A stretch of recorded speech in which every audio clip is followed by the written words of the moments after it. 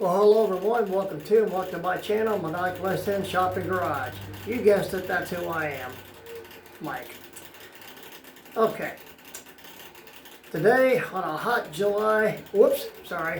August, Sunday, beautiful day, and 80 some degrees, I had decided to change some lines on my transmission cooler, or auxiliary transmission cooler, external transmission cooler on my Pontiac. Now I'm going to show you what I've been through. I've been at this for 3 weeks figuring out the process how to do this. As you probably know, it takes time and research to get some things figured out. I had planned on originally doing it with this copper brake line. It's bit all in the right places, but come to find out that being the size that it is, give me just a second, that being it's the size of, if you can read this, hopefully so.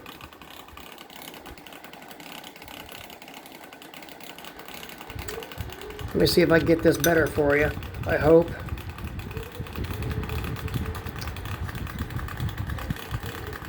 Might make it a little more sense here.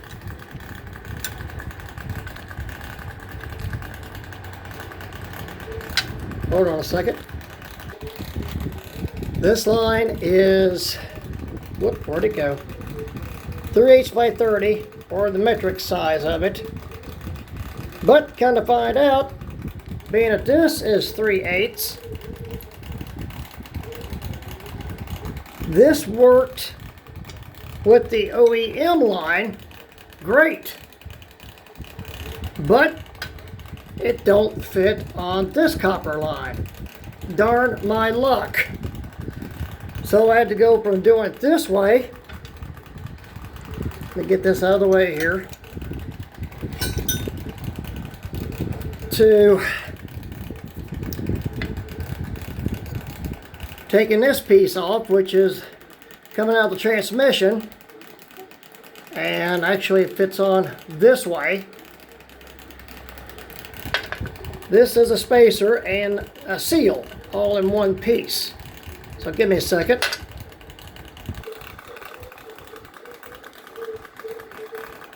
This fits that line perfectly, but it doesn't fit the copper line as I just recently showed you. So I had to go reconfigure everything because the OEM lines, as you can see, was leaking. So all of this I've tried. Some worked, some didn't, and I made my own tool, which I'll show you here in a minute on this. And by the way, the stud that goes through here, I torqued it on at 80 inch-pounds. And I had to make my own setup so the hose has a catch to it on the line. I took my MIG and put 2 tack welds, top and bottom, and I'm using standard hose clamps instead of my clamp tight. And for the information on this, if you decide to do this, here's what you need to know.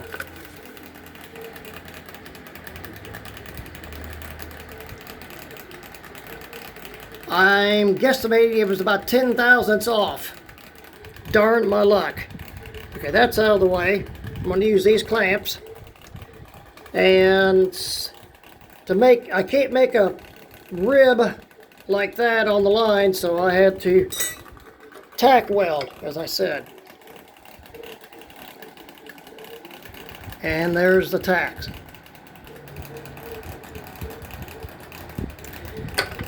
Put your wire feed on 30 inch per minute. Turn the heat down as low as you can go. Take a test piece. This does stick to a magnet. And test it on this before you blow a hole through the line. I did, but luckily I tacked a little more and covered up the hole, but the hose is going to cover it anyway. So I got lucky there. And hopefully all this doesn't leak. Can't guarantee it right now that it won't. Now I didn't do yet, but I'm doing it now. But I watched a couple of YouTube videos on this, and from what they're telling us, this is the socket you need. I use a 10, excuse me, a 12. And when you go to pop these pressed-in seals out, that's what they look like when you get ready to get them out. And believe it or not, let me get these lines out of the way. They're pretty much junk. To try to hook them, I use this, and there's the part I snapped off of it. Yep, right there. I'm going to try to weld and fix this. It snapped. Had a heck of a time getting these things out. And to get them loose and get them out, finally, I use this, get a hold of the collar, which here's one of the spare new ones, because I went through 2 sets of these things. And that's made it sealed. It'll poke through. Once you tighten this up, it will puncture that right there.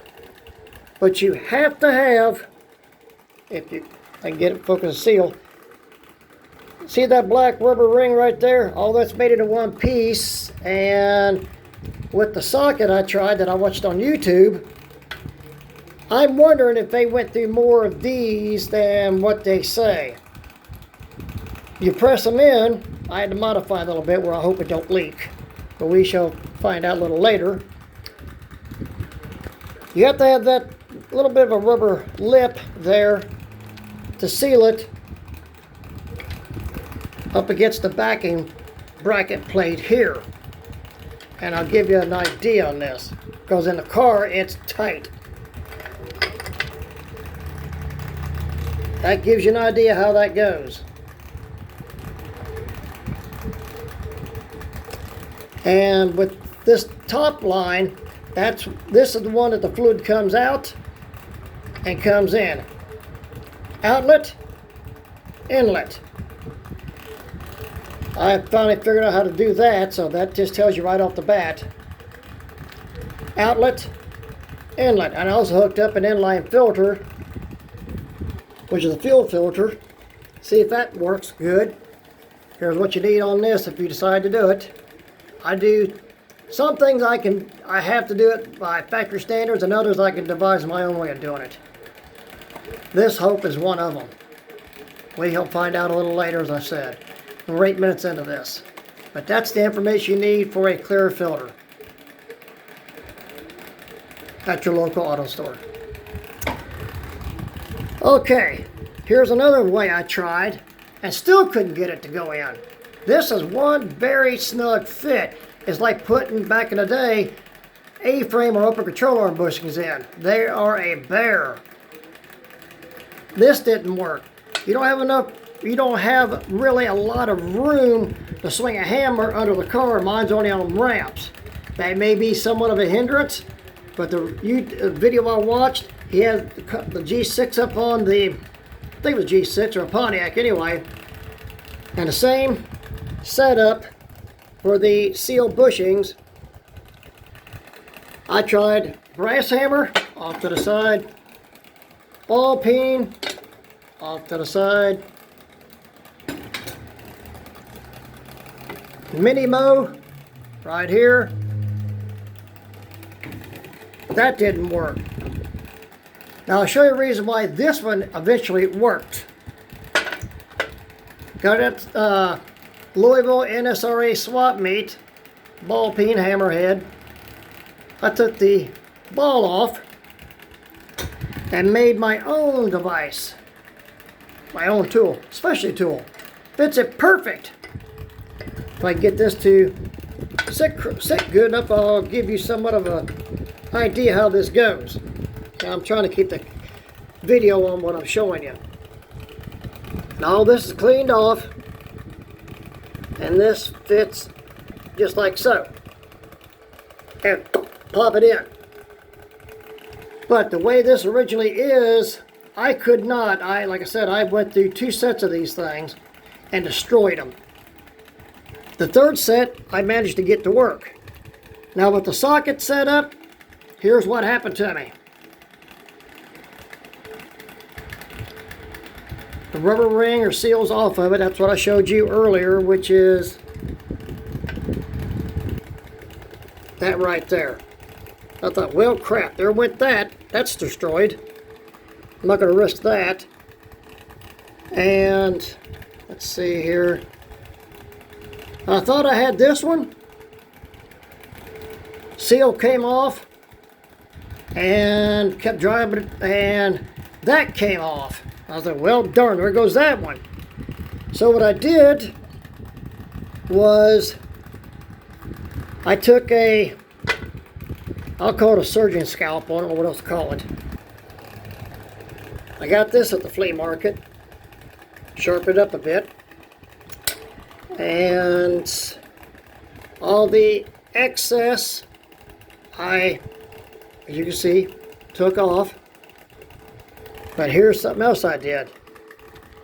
Now, hopefully I can get this to work and focus. Do you see the difference? Here's what I did. I took this file, if I can get you the information here, I hope to. K&F, okay, whatever that stands for. But it's a fine tooth file. Not a super fine file, but it's fine.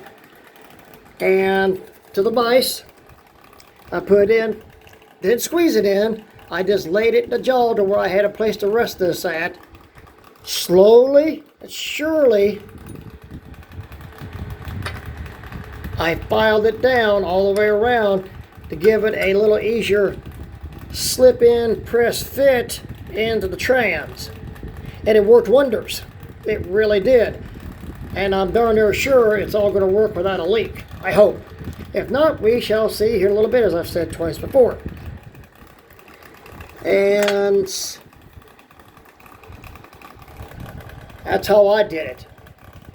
It did a lot better this way. Homemade specialty tool. Was an Allen wrench setup at one time. But that's how I did it. And to smooth out the welds, there's the setup I used on my drimal. Now, transmission fluid, I lubricated the band collar and in it went. I already got the new ones in.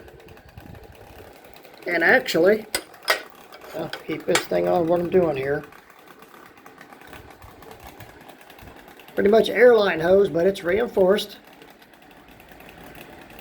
You can see the white spots, which is the reinforcement.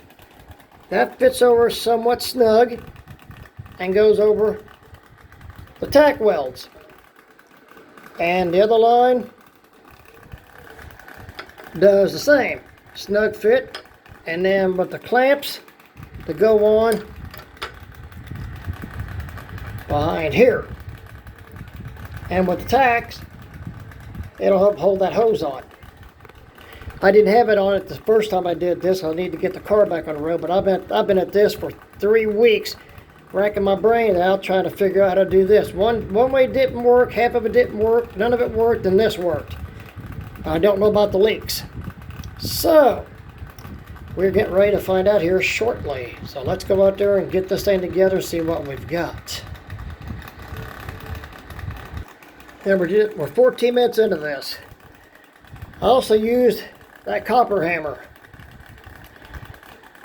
Not a lot of swing. Like I said, I eventually got the ball peen with the tool I made to get it to work. I felt like making a mini dip puller and try to pop it in that way. But I didn't make it. Now here's what I use, whatever you may have in a shop or you go out and buy or however you come about doing it, to finish prying out the seal, top and bottom. I got this at the flea market, I think it was $2. I don't think it's a high-end tool, but it worked for what I needed. And there that is. And to give it this a smoother finish,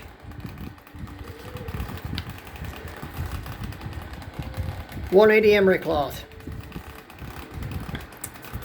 And yep, with this socket here, channel locks, get in position that hopefully you can achieve this and drive them in. But that lip, you can see, is not the strongest thing in the world. And once you mess up that inner seal ring, or ring seal, well, guess what? Yeah, you guessed it. Back to the drawing board, another seal. As you can tell, weight pokes through, so there's the proof for that. And getting these things out, that's the way they come out. They're ugly.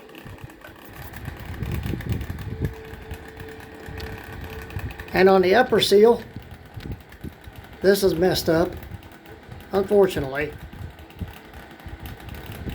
That's really thin on that lip, and that got messed up. And that wasn't filed down, and I could get them to stick, but getting them in, I couldn't do it. I don't know how that guy on YouTube did that. I swear I don't. He used a basic claw hammer up on a rack and drove them in, and as much trouble as I had trying to get mine back in and on my back with the car on a ramp, as you'll see here in a little bit. I don't see how he did. I swear I don't. But he managed, but I just wonder. I went to 2 sets before I got 1 set to go in, and I had to modify them to get them to go in. Hopefully they don't leak. Yeah, I'm a little worried about it. Now I'm wondering if you can see this in there. There's like little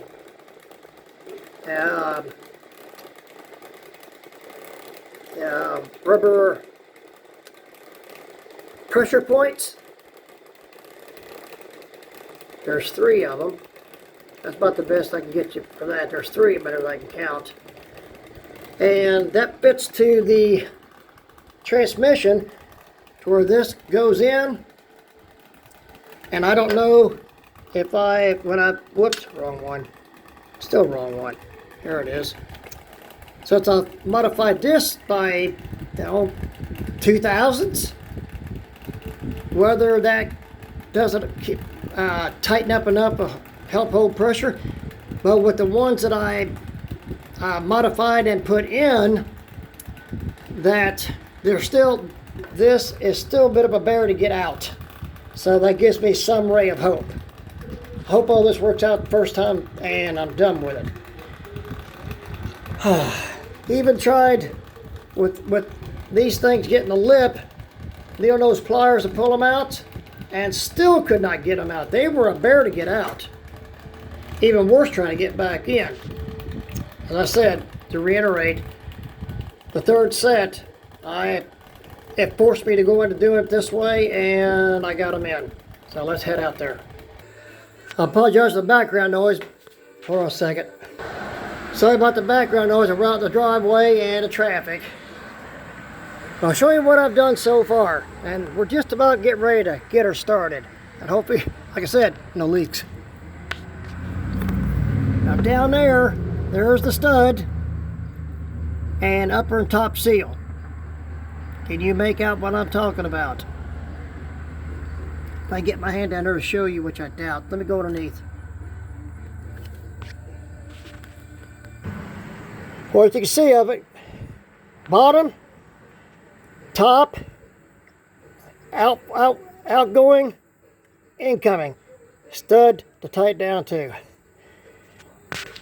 And I even took out this mount, and still not adequate room. Like I said, I'm on my back, I'm running the car, it's ramped, everything's safe, back wheel chalked, and it was a bear.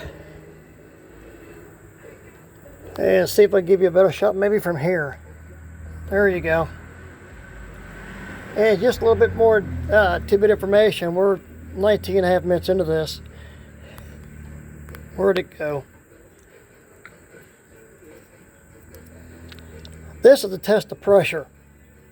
The fluid check is over here to the left, over in this area over here. But yeah, This is what I've been up against. Yeah, was no field day or field trip. That's darn sure. So let's get this thing together and see what we have.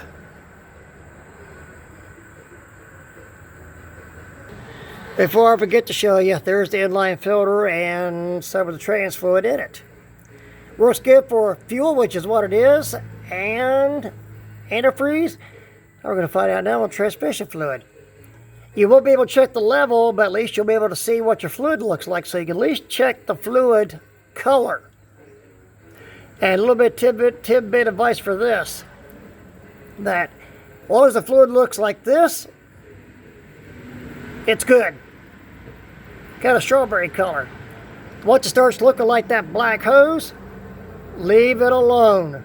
Because if you go to change the filter and fluid that way, you contaminate the new fluid. And the new fluid, once it gets into the clutches, it generally tends to knock the particles loose from the burnt clutches. Starts to slip. Guess what? Nothing but bad news. Or if you flush it, it's just bad news, period. So long as it's looking like this, filter, trans pan, and go on with it. And rule of thumb intervals, 30 to 40,000 miles, and flush it out.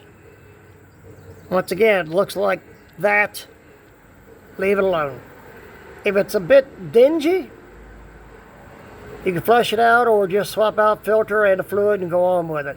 That's my experience. And as far as the transmission going out, looks like coffee, smell a varnish smell odor to it, leave it alone. It's gone. Just drive it till she goes.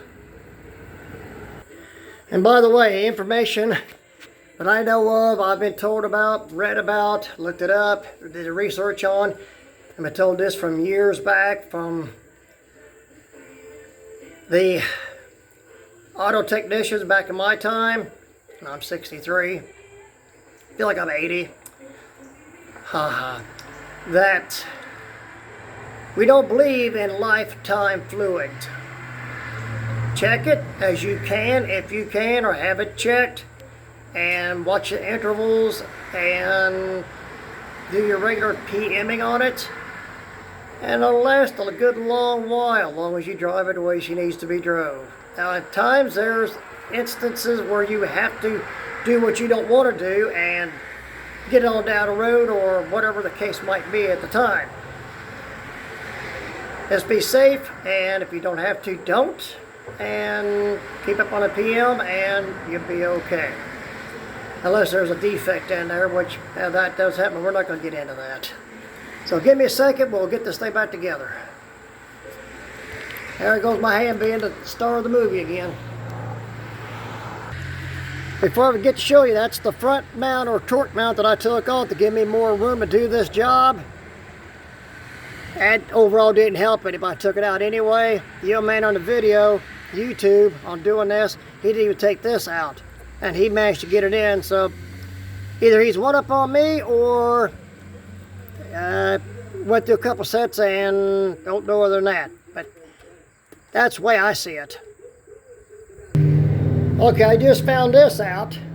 Take a look as it focuses. Look at the drive rock cracks in this.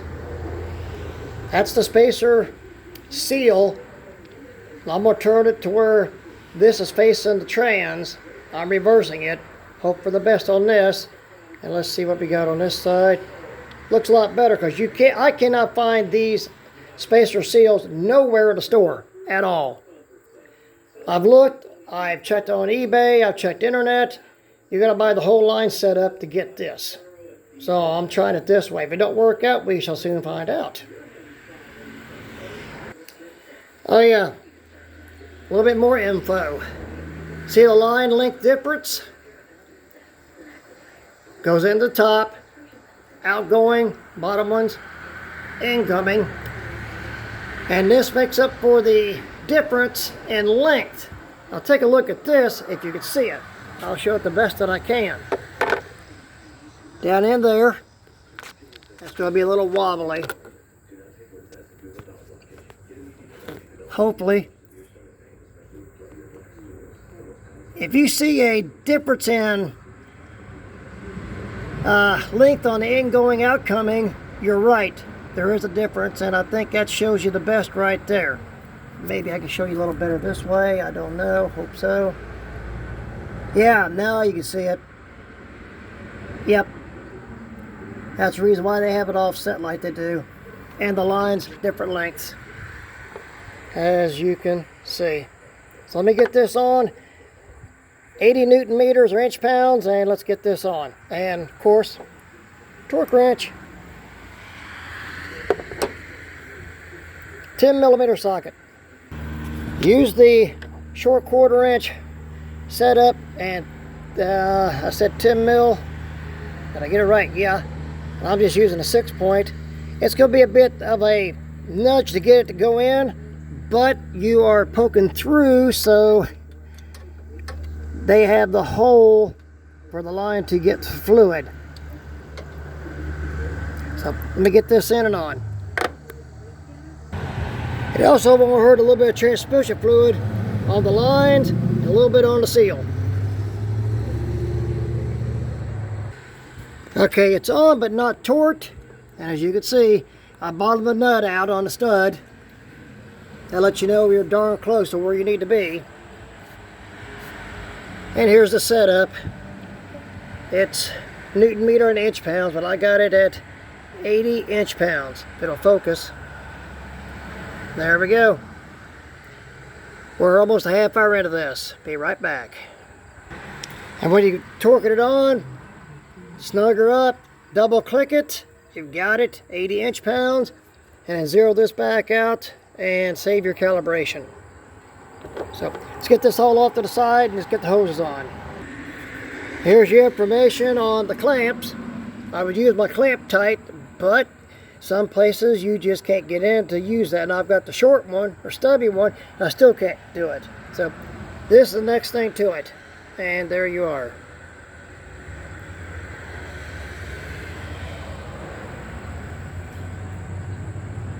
I got to lengthen the dark hose or black hose on the bottom for the incoming, because I don't want to put too much of a kink in the line. So I'm going to use this and splice these two together, and either this gets kinked and dry rots and cracks and gives way, or eventually nothing lasts forever this way. Just PM it, keep an eye on it, and you'll be okay when you need to check it, change it out. So give me a little bit and I'll get this changed, swapped or spliced. P.S. It's always better to use all one piece hose, but in this case I'm not going to get to. So here we go. And there's the info on the size of the hose. Okay, right at a half hour into this, and here's my splice piece. All looks good. Be right back. Okay, as you can see, I'm back. We're right at half hour into this, and as you can see, I got the hoses on. So let's go under and give you a better look. Okay. Still see some fluid in it. Great. Hope no leaks. I gotta tie the hoses up yet. And there you are. They're on and secure.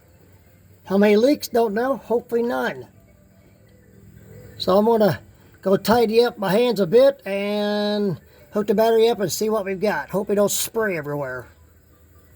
Wish me luck. Okay, I'm back.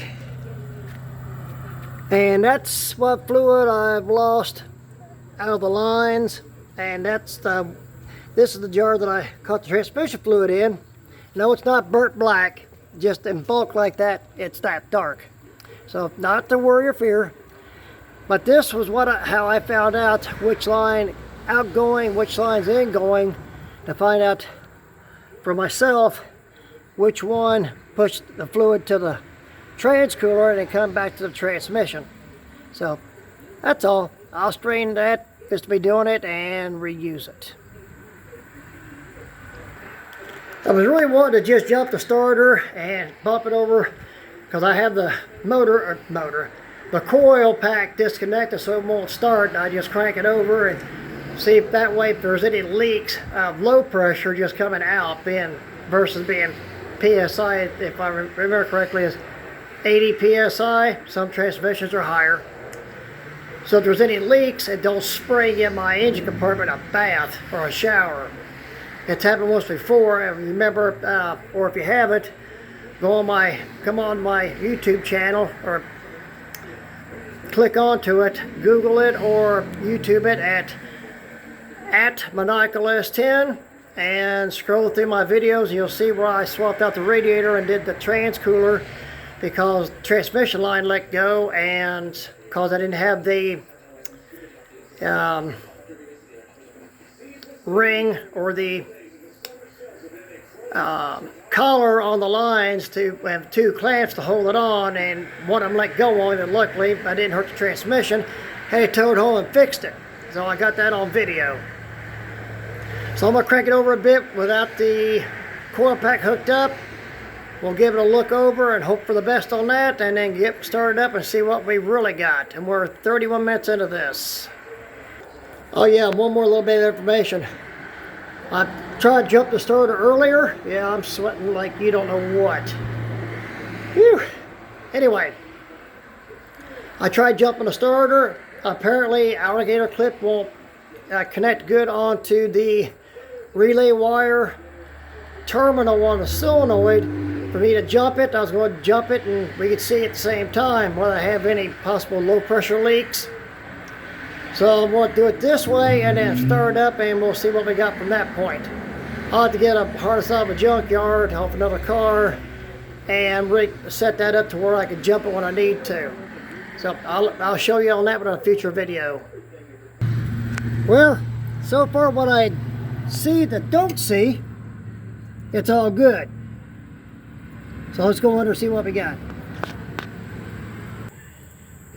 Okay. Transmission fluid filter, as you can see, is full. As of right now, I see no leaks, no drips. Yay. Let's take a closer look. Okay. I see no drips, no leaks, nowhere. I wasn't expecting it, but I'm glad it didn't do it. Yay, yay, yay. We're 32 and 40 some seconds into this. And right now, everything looks doggone good. Yes, indeed. I'm mighty happy and proud. Beat test is starting it. We're 33 minutes into this. Hold on.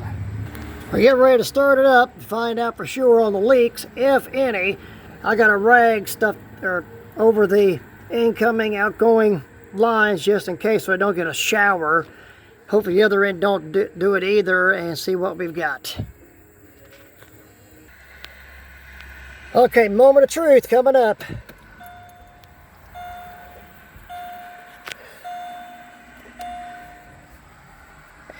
Door ajar? Oh, hold on a second. See if I can do this. Oh, about pulled a shoulder muscle. I don't bend, flex like I used to. Okay, there's the tip we've been doing this in. So far, so good. So, wish me luck, see what we've got.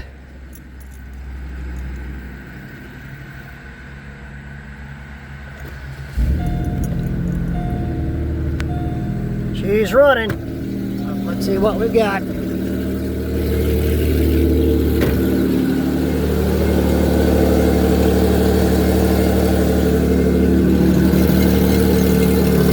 Don't see nothing down here. Let's take a better look. Filter jaw, that's doing good. Pull the rag out, see what we got.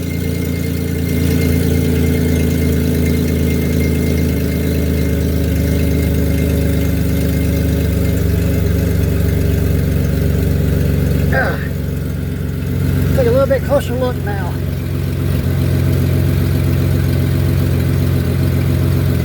Yay! Looks like we've got it. All right. 35 minutes into this. And what I see, all of a success. That's the way we like it. If you decide to do it this way, you know the shortcut how to do it. If you don't, new lines, swap them out, keep on trucking.